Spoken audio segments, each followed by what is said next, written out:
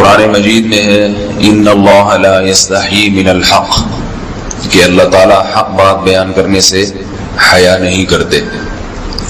حدیث میں بھی بعض ایسے مسائل کو اللہ کے رسول نے بیان کیا ہے صلی اللہ علیہ وسلم نے جو بظاہر حیا کے خلاف ہیں، مگر اس لیے بیان کیا کہ اگر آپ صلی اللہ علیہ وسلم بیان نہ کرتے تو لوگ ان بے شرمی کے کاموں میں مبتلا ہو جاتے۔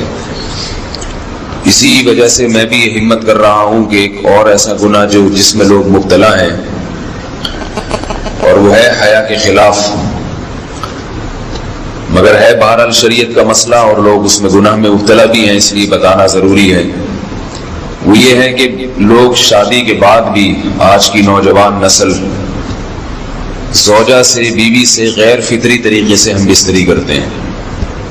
انٹرنیٹ پہ بیہودہ فلمیں دیکھتے ہیں تو جو چیز انگریزوں کی دیکھ رہے ہیں کہ ان کے کلچر آہستہ آہستہ میڈیا کے ذریعے ہمارے معاشرے میں بھی آ رہا ہے۔ اللہ کے رسول صلی اللہ علیہ وسلم نے لعنت فرمائی ہے، ایک روایت میں ہے کہ اللہ اس کی طرف دیکھے گا نہیں کہ جو اپنی زوجہ سے پچھلے راستے سے ہم بستری کرے گا۔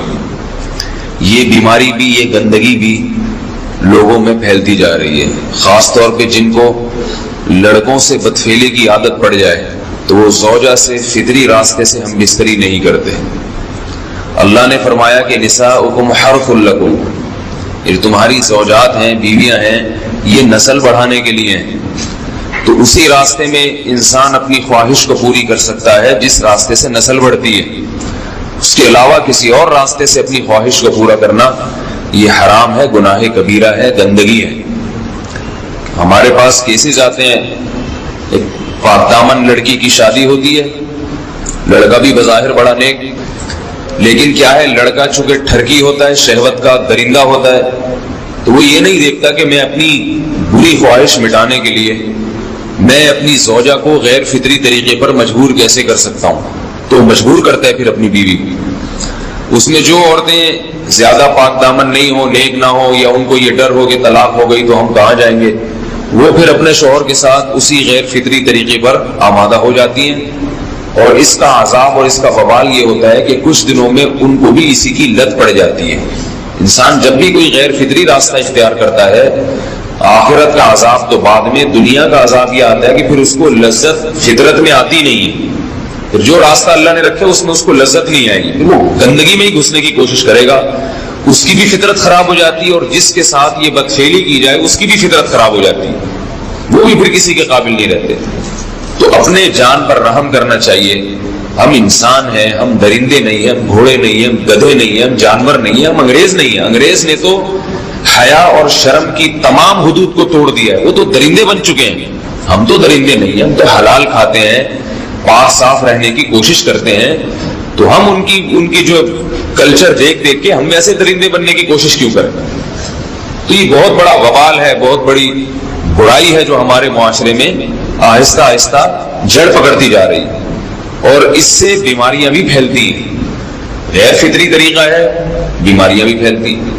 ایسے کیسز آتے ہیں کہ جناب وہ مرد مجبور کر رہا ہے بیوی کو، اور وہ بیوی جو ہے ساتھ نہیں دیتی تو پھر اس کو طلاق کی دھمکیاں دیتے ہیں، ایسے کیسز بھی آتے ہیں۔ اور یہ بھی آتا ہے کہ مرد جب اپنی بیوی کو غیر فطری طریقے پر مجبور کرتا ہے، بیوی آمادہ نہیں ہوتی، تو مرد پھر یہ دھمکی دیتا ہے کہ بھائی میری خواہش تو تم سے پوری ہوتی نہیں ہے، پھر میں دوسروں کے پاس جاؤں گا۔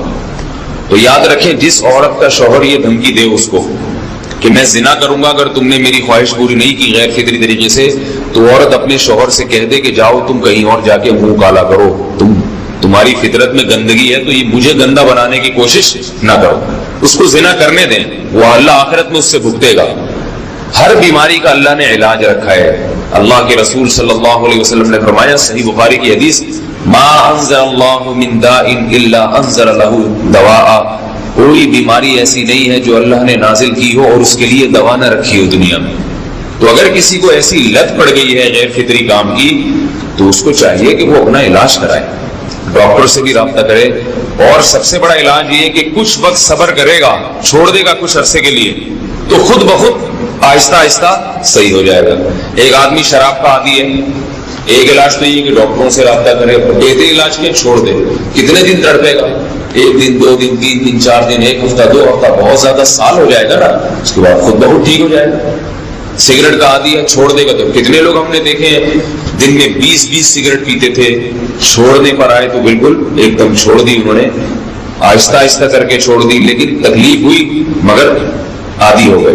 تو اب کسی کو یہ لت پڑ گئی ہے غلط کام کی، برائی کی، تو اس کا بہترین علاج یہ ہے کہ وہ اپنے آپ کو بدلنے کی کوشش کرے، ماحول بدلے، اور کچھ وقت صبر کرے گا تو اللہ اس سے یہ عادت چھڑا دے.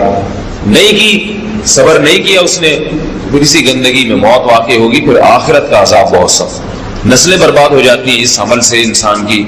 تو بات حیا کے خلاف ہے، مگر یہ کہ ایک بزرگ تھے، وہ بات فرما رہے تھے، تو کسی نے پوچھا کہ حضرت آپ حیا کے خلاف بات کرتے ہیں، تو انہوں نے فرمایا تم بے حیائی کے کام نہیں چھوڑتے، ہم اس چھڑوانے کے لیے بات کریں تو ہم برے ہیں، اور تم کام کرو تو بھی برے نہیں. برائی کا کام کرنے میں برا نہیں بنتا، اور برائی کے خلاف بولنے والا برا بن جاتا ہے کہ دیکھو یہ کیسی باتیں کر رہے ہیں. تو وہی باتیں ہیں، اس لیے ہیں کہ یہ معاشرے میں یہ برائی پھیلتی چلی جا رہی ہے، اور یہ ہماری اپنا کلچر نہیں ہے، یہ امپورٹ ہو رہا ہے باہر سے، یہ امپورٹ ہو رہا ہے، یہ وہاں میڈیا کے ذریعے آ رہا ہے. تو وہ چیزیں دیکھا نہ کریں اور ان لوگوں سے دور رہا کریں. ہمیں تو دین کا داعی ہو کے ان کو ہدایت پر لانا تھا، بجائے ہم ہدایت پہ چل کے دوسروں کو چلانے والے بن کے ان کے راستے پہ ہم نے چلنا شروع کر دیا. اللہ تعالیٰ ہمیں اب دیکھیں ان کے ہاں ایڈز کا مرض پھیل گیا ہے. آپ بتائیے یہ ایڈز کا مرض ہمارا ہے کیا؟ یہ بیماری ہماری ہے یا ان کی ہے؟ ہمارے ہاں بیماریاں ہیں، کھانسی ہے، نزلہ ہے، ٹھیک ہے نا، بلڈ پریشر ہے، شوگر ہے، یہ بیماریاں ہماری ہیں. کوئی اللہ کا شکر ہے گندی بیماری ہمارے ہاں نہیں ہے. جتنی گندگیاں ہیں وہاں سے آ رہی ہیں. ایڈز کا مرض وہاں سے امپورٹ ہوا ہے. وہ ایڈز کا مرض اسی بدفعلی کی وجہ سے پیدا ہوتا ہے، اسی سے جراثیم پیدا ہوتے ہیں، اور اتنا خطرناک مرض کے ایسے متعدی ایسے پھیلتا ہے. افغانستان میں ایڈز کا ریشو 0 تھا، 0. وہ جانتے نہیں تھے کہ ایڈز کا مرض ہوتا کیا ہے. جب سے امریکن آرمی، برطانیہ آرمی افغانستان میں آئی ہے، فوجی آئے ہیں، افغانوں میں ایڈز کا مرض پھیل گیا ہے. انہوں نے وہاں بدفعلیاں شروع کر دی ہیں. تو وہ تو حالانکہ ان کے لیے زنا کتنا سستا ہے، کتنا سستا ہے نا ان کے لیے زنا، پھر بھی وہ لڑکوں کی طرف مائل ہوتے ہیں. تو اتنی گندگی، ایسا گندا جب انسان بن جائے پھر اللہ اس کے وجود کو برقرار نہیں رکھتے، اور رکھتے ہیں تو پھر آخرت میں سزا دینے کے لیے اپنے آپ کو ان گندگیوں سے بچانا چاہیے، حلال پہ اکتفا کرنا چاہیے. اللہ تعالیٰ ہمیں حلال پہ قناعت کی توفیق عطا فرمائے اور پاکی. ایک اور بات یہاں پتہ چلی کہ یہ بھی تھوڑا حیا کے خلاف مسئلہ ہے، لیکن آج کی نئی نوجوان نسل جو ہے اس میں بہت زیادہ مبتلا ہو رہی ہے، جس کو اورل سیکس کہا جاتا ہے. اور میں نے جیسے عرض کیا کہ شرعی مسائل میں چاہیے اور اس کو بیان کرنا یہ ہماری ذمہ داری ہے. تو یہ چیز بھی انگریزی فلموں سے اور فحش فلموں سے ہماری نئی نسل میں بہت تیزی سے سرایت کر رہی ہے، اور لوگ اس بارے میں علماء سے بہت زیادہ مسائل پوچھتے ہیں، خواتین بھی پوچھتی ہیں جو اس میں مبتلا ہیں. تو اس کا بھی مسئلہ یاد رکھیں کہ اللہ تعالیٰ نے حالت حیض میں زوجہ سے ہم بستری کو